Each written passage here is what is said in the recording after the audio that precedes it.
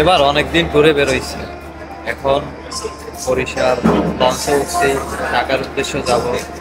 ঢাকা থেকে হচ্ছে যে আবার ভৈরবের দিকে যাব। তো পানি পিপাসা পাইছিল, এক বোতল পানি নিলাম, কিন্তু লঞ্চে এক বোতল পানির দাম 40 টাকা। লঞ্চের উপরে হয় টাকা, এছাড়া কিছু আসলে লঞ্চ ছাইড়ে দিবে তো। আর এবারে ট্যুরটা হচ্ছে আমার অনেক বড় একটা ট্যুর হয়ে যাচ্ছে। আসলে কাজ নাই।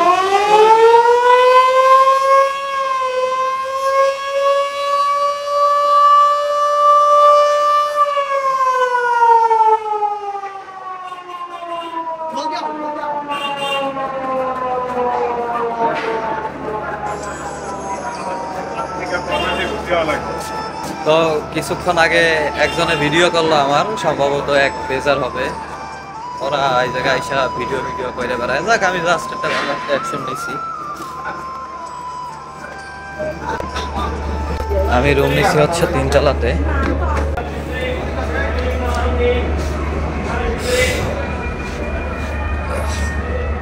আশা করি সকালবেলায় ঢাকাতে নামবো সদরঘাট, ওইখান থেকে ভৈরব যাব।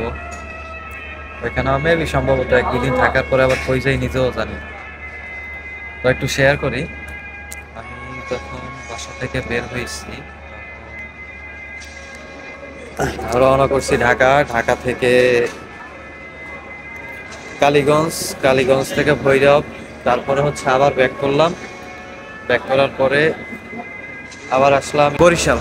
এখন আবার বরিশাল থেকে যাইতেছি ঢাকা, ঢাকা থেকে আবার ভৈরব যাব।